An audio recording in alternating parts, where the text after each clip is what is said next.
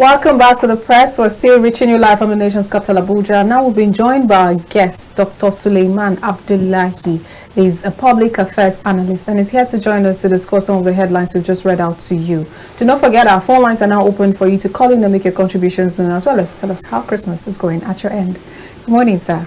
Morning, how are you? Hi, thank you. Merry Christmas to you. Happy Christmas same to you, and happy Christmas to all viewers at home. Absolutely. I'm sure they're I hope it will be a very wonderful Christmas period season. I'm sure they're painting the town red right now. Yes. Just like I am wearing red. Yeah, that's interesting. Talking about enjoying their Christmas, you know, the president said something. He said we are emerging into a dawn of prosperity where things will become better. And there are also some other persons saying that Nigerians are celebrating Christmas on empty stomach. That's coming from Labour Party presidential candidate Peter Obi. He says Nigerians are celebrating this Christmas on empty stomach. And the president is also telling us that we are emerging into an era of prosperity, a dawn of prosperity, like those are the choice of words he used. Now, let's get your opinion on this dawn of prosperity he's talking about. Do you think it's because we are beginning to hear stories of the completion of our refineries, or do you see another dawn that Nigerians are probably not seeing yet?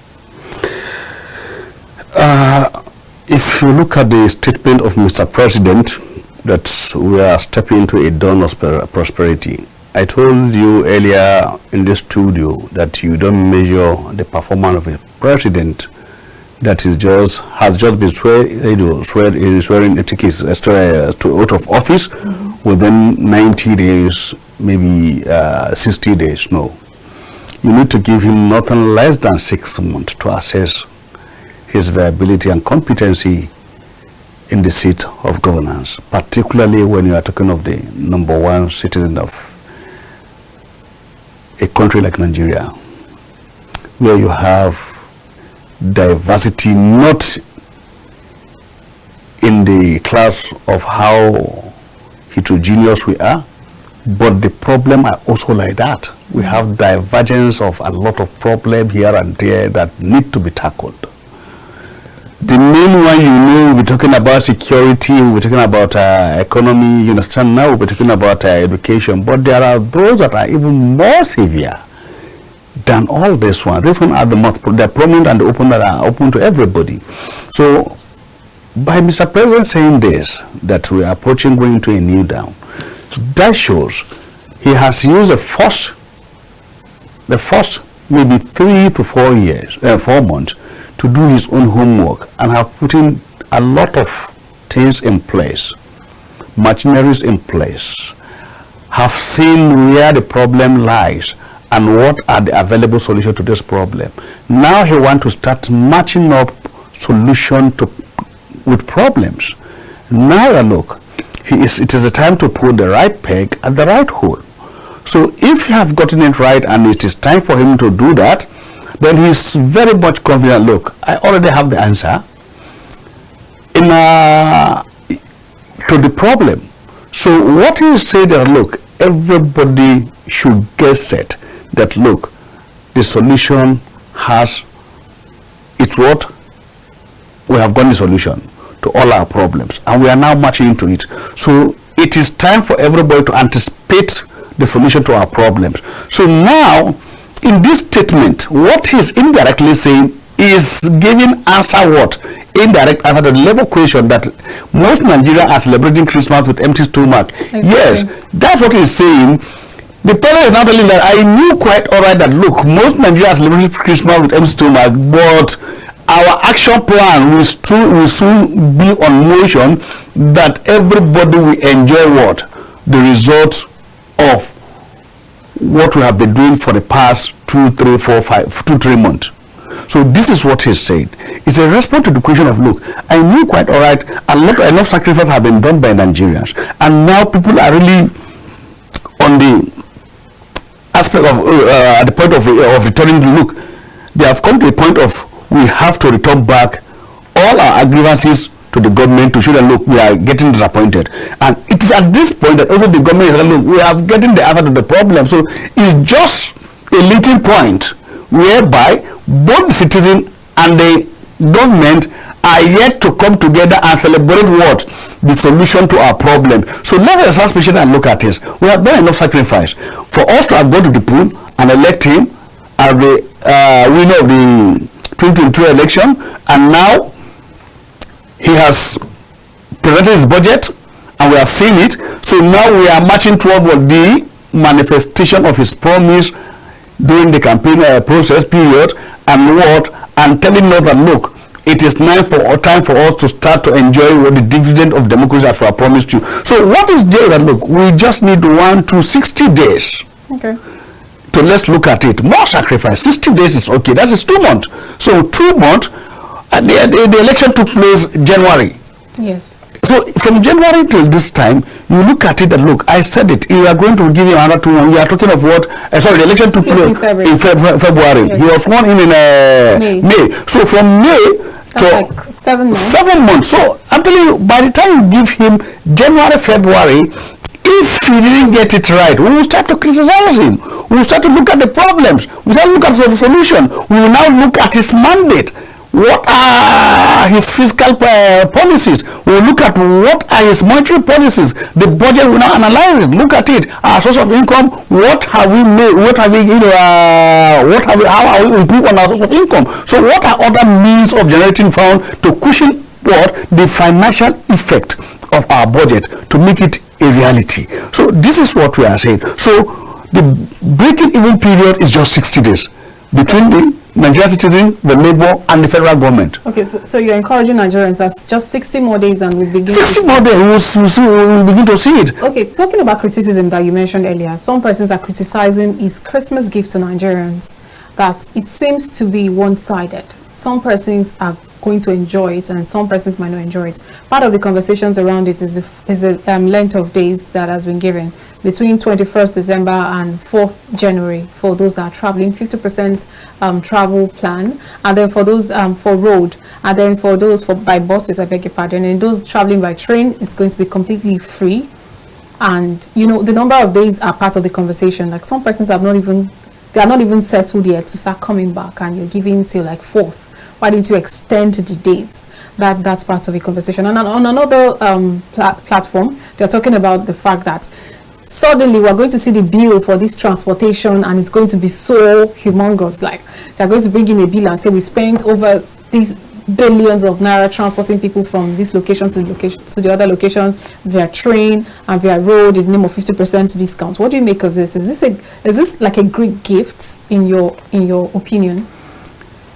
You see, this transport arrangement by federal government through the Federal Ministry of Transportation with National Union Road Workers, Transport Workers, is the first of its type that is so open and clear to every Nigerian.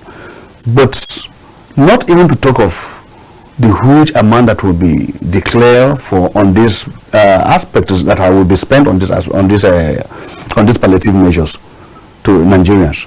But did Nigeria actually feel the impact, achieve what it is meant to be achieved?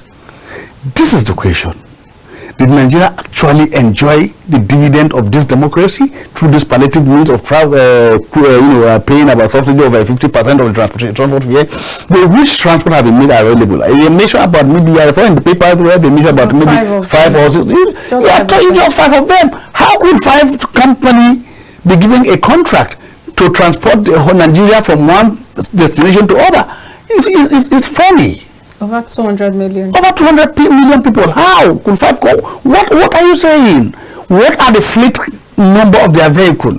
Let's look at it. You talk of ABC, Ikechukwu, Utuxmoto. Let's look at all those companies. How many fleet of vehicles they have? Even let's have the bus or even the mini commuter bus. Then how many of them they have? Did they have over 100? Pieces that we take 50 travel from one to the other, then 50,000 coming. It's not, you see, what I'm saying is that look, if you know quite all right you are going to have these palliative measures, you start sensitizing all the transporters that have the capacity that no quarter they will meet up. You give your rules and regulation, your do and don't, then you give standard how you want it to. You see, it is the government that will tell the transporter that, look, we have the thing as heart more than what we want to give. What we want to give is not what matters. But in this scenario, what the government want to give is what matters to them, because a lot of people will be interested in kickback, what they get out of it. But if I'm telling you that, look, if the government should show to the transporter, look, we are more interested in the people getting the services we want you to render to. So let's look at how many companies. 10 companies is too small. Absolutely. Now we're talking about 4 to 5 companies. What are we saying? So I think we are just making fun of the whole thing. But it is policy that have been put in place. But let me tell you, the implementation will be very, very poor.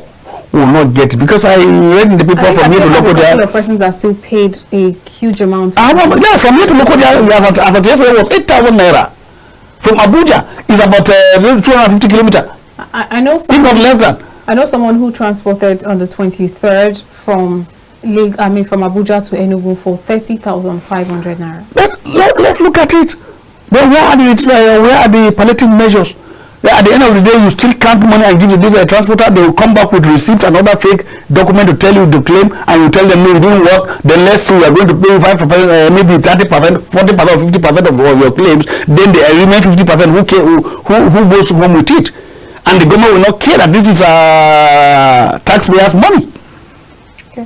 Now, with this price hike in transportation and all of that, we hear that the Port Harcourt refinery is mechanically ready. Even though I don't know if mechanically ready simply means that it's now ready for production, I don't know. But there are conversations that the Port Harcourt refinery is mechanically ready. And then we have the Dangote refinery that's supposed to give us output by January. Do you think by like the 60 days you said would have been able to drop down the hike in fuel price? This is why, just like what I said, within those 50 days is a period of even breaking to look, everybody will be celebrating, going by what the Mr. President have said. If you look at it, Dangote refinery alone is enough for this country. So I read in the pages of newspaper whereby he is taking the second consignment of crude oil to the refinery. So the problem here is that, look, if Dangote has started receiving crude oil and one have started, that shows he has started refining the product. So let's see how many liters, thousands or millions of liters are we getting from Dangote refinery per day in every month. That is number one. The Port Harcourt refinery is a small one that gives about 60,000 of crude oil per day. So if you look at it, it's mechanically ready. That tells you it's technically perfect ready. So that show is good to go, because it's not something you say, look, it have electrical issue, you have this, I understand now. They already have the manpower to operate the refinery. So what you just need to do is that, look, you need to put mechanism on place to check how many crude oil are we putting into the refinery, what are the shortage we are receiving, what are the final output in petroleum, gasoline, kerosene, and other byproducts we are getting out of it. This is what you have to check, because it is not just petrol that matters to us. There are other products that are consumable within the Nigerian content. So let's look at it. These other consumables, what do we make out of it? How many liters? Because our focus mainly is on petrol. So the petrol is not just the product. What other byproduct? Byproduct. Even most Nigerians depend on what? On kerosene. Of course. To cook. Because after going to market, you are a petty trader, you come back home, and we are now talking of laws against deforestation, and we are not looking at, we are talking about climate change, you understand, now we are talking about green environment. So come back to it, and let's look at it. These poor men, how those poor Nigerians, how do they make their end meet after getting their food stuff? How do they cook it? With all these strict means of what? Of generating energy to cook their food. So now, tell me, the local man will find it very easy to go to the bush, cut the dry, or bring down the tree. This is deforestation, and it's against the law. Absolutely. So now, what measures are you putting in place? What are your physical policy to see that not just petrol, the other product of this refined crude oil get to the consumers within their reach. Not just their reach, how are you making effort to bring the price down reasonable for every average Nigerian to be able to afford it? So affordability means a lot to Nigeria, not just the product. The product is there. If you are selling 1 liter of kerosene at the cost of 800, 900, then what are you saying? What are we saying? What do you make out of it? So now, instead of you buying 2 mood of rice, you will now be forced to buy 1 mood of rice and use the other money for the mood of rice to buy kerosene 1 liter to cook the other mood of rice. And tomorrow we'll be looking for another 1,000 again. So what are we saying? We are making life miserable for Nigerians. So it is my take here that look, the government should come down. Look at the refinery is working. Let's look at statistic. Every product that is being refined and the byproduct of the refined product, what do we get out of it? Not just petrol. Of course. What do we get out of it? What do we make out of it? That is number one. Number two, what are the level of damages in the refined process? We have a lot of wastage. If the wastage is too much, that repairs still need to be done. Understand now? We can't, because in the name to show Nigeria the refinery is working, and you are putting, let's say for example, 100,000 of crude oil per day, and what we are getting is what is only about 40 liters of petrol, 40,000 liters of petrol out of 100. Then you get only 40,000 liters. So the 60 liters and 60 other product, 60% of the product is waste. Is a waste. So this issue needs to be looked at holistically. So the NNPC, the Federal Ministry of Petroleum, all other agencies involved, the technical aspect, the monitoring aspect, the marketing aspect have to come together and look at it, and let's look at what are we really getting out of it. And the first thing that needs to be observed now, after putting the refinery in place, what are the measures that the refinery should not break down again in the next 3 months? The refinery has packed off for more than 1 decade or 2 decades. So now come to think about it. Before you bring it on stream again, you have to look at it. What are the technical issues? So now it has started working. Put measures in place. This spare part we use to repair that the refinery is today working, let's have also the same spare part on standby in case if there is other similar issues that come up. We just call the maintenance to come and take care of it again. So this is it. This conversation about whether or not it could pack up again anytime soon brings us to the place of what about a public-private partnership arrangement? Do you think the government alone can just handle some of our refineries by the time they are revitalized? Let me ask one question. Is Dangote today richer than Nigeria? The answer is capital no. Dangote today is not richer than Nigeria. We still have Nigerians that are still in the capacity of Dangote. Of course. Let me tell you, if the government is serious with governance and is serious to meet the aspiration of the people, the yearning of the people, and the promise they made before the election, number one thing they need to do is like, look, this refinery is working. Now, you are talking of partnership. Me, I'm not talking of partnership. We have seen the problem, we have seen it. Let's run it for 1 good year with non-stop. 1 good year. Then outright sell the refinery outrightly. Sell it completely, it's not your business. Get a consultant in place, sell it. If you sell this refinery at so cost, we are not going to give you anything. Your percentage is 5%. Your marketing, packaging, everything, but let NNPC and other stakeholders, sisters agencies come together, give us the worth of that refinery. So let's look at it. At what price can we sell? Now, if you sell this refinery, repair the Warri one, the Kaduna one, understand now, all these, the other 3 refineries, repair them, sell them outrightly, bring this money together, get money from CBN, or go to the pension management board, get a loan from them. A bond should be arranged between them and what they call it, debt management office. You get another standard refinery as big as that of Dangote. So you think we have to sell it to be able to get something like that? Yes, you are able to get like 50% of your money you need to finance a standard another Dangote class of refinery. But even if you now finance another kind of Dangote refinery and you're still nonchalant with it, the way you have been with your previous refineries, will they just still end up the same way? Very good. So if this is the case, are we saying that our institutions have come to a particular point that they will find it difficult to work completely?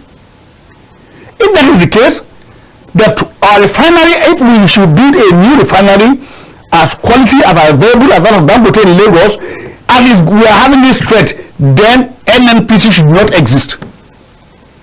The Federal Ministry of Petroleum should not exist. Dr. Abdullah, do you know why I'm saying this? Because there's a word that says a bed at hand is worth more than what you don't even have. So, you know, we have these refineries already. What have we done with it? How much more selling? These refineries projecting to have are obsolete. They are outdated. Then their capacity, you look at all the money you have spent on Port Harcourt refinery is only giving you 60,000, taking 60 barrels of crude oil per day. We are talking whereby a refinery will give you, will take about close to 1 million barrels of crude oil per day to meet the consumption capacity of Nigerians. Please, that's what you take to school. Hello, good morning. Hello, good morning. Hello, good morning. You're welcome to the press. Merry Christmas to you, Chief Farrell. Thank you very much. How's the Christmas? Absolutely great, thank you. Unfortunately, my chicken met an untimely death. Aww. We thought you were sending it over. No, it met untimely death. R.I.P. to your chicken. Yeah. So, good morning. My regards to your analyst. Good morning. Thank you very much. Yeah, and confidence also over there. Yeah, sure, here. Yeah, I want to quickly talk about this 187 billion fraud. Okay. We're moving there. I was expecting a critical analysis from your analyst over there. You see, there's one thing which is very unique. William Shakespeare once said, I quote, he said, some leaders turn desert to cities, and some other also turn cities to deserts. Yes. This is exactly what has happened in Nigeria. Buhari has been successfully turned Nigeria to desert. Look at the level of corruption under Buhari, and look at what happened during the that Minister for Humanitarian Affairs. It is a bit shocking for Nigeria, and it is very unfortunate why our children were on holidays and the amount that he said he spent. I should think all Buhari ministers should be queried. You see, in my own opinion, it looks as if Buhari opened the treasury and they were all entering the treasury. Look at what is happening in Nigeria today. You know, one of the analysts was saying that Nigerians are spending Christmas on empty stomach today. If one person could get 187 billion, a contractor under Ministry of Humanitarian Affairs, you see, Buhari should be invited. And look at what happened during NFLA also. There is nothing NFLA did without the consent of Buhari. You see, it is high time Nigeria will hold our leaders responsible, because you cannot commit this type of atrocities and go free. Now look at the debt profile of Nigeria under Buhari, 77 trillion. In my own, can you actually point at what Buhari has done with the money, for God's sake? And today Nigerians are having it difficult to make ends meet. And look at what is happening. After today, the economy is at its lowest ebb, and it's quite unfortunate. Buhari, after the minute he was transferring 500 billion every month to the I'd like you to round up your thoughts. during his time, multiply it by 12. And it can be a refinery. All right. God bless our country, Nigeria. Thank you so much, Farrell. God bless you too. We are in trouble waters like this. God bless you too. Merry Christmas. I just want you to round up on your thoughts pertaining to what he just said. Yes. We have 2 more minutes to Yes, go. we are talking about the refinery, but Yes. he I was going to come to he that. navigated us into the Mifile issues and the private investigators and other revelation. issues. Yes, we are not on that page, but he take us to that page. Let's move to the other page as he have said. We just have 2 minutes. You see, very unfortunate. The problem here is Emefiele have wasted the trust given to him as an individual, as Nigerians. We have seen in the past people that have performed excellently well, and they have given appointment at the high level of what international community, international engagement, like Dora Akui, the former minister of Owela, then the president of Agricultural Development Bank, Akuili. Yes. So Akini. So if you look at all these things, now he is battling. Even the case of 300 million, somebody to bail him, we couldn't get anybody to bail him out of that with that such amount. Where are the cabals? Where is his associate? Where are the business partners? All this money he opened about 593 account overseas without the board of CBN knowing, without other people knowing about it. What did he want to do with this money? Is it in the interest of Nigeria? The question here is that, look, the case is not, I stand with the last caller on this page, that ministers, those involved in this issue should be called to book. They should be recorded. They should face a serious and a severe penalty that will serve as a deterrent to every Nigerian. That, look, calling you to serve is not a party for you and your family. It's not what an open garden for you to milk the nation beyond your even imagination. The whole thing, look, if we check Emefiele, from what I'm seeing in the pictures of people, I tell you, first of all, we have to check that man if he's actually okay mentally. Thank you so much, Dr. Abdullah. Our time is really fast spent. Thank you so much for your time today. We really appreciate you. Thank you very much.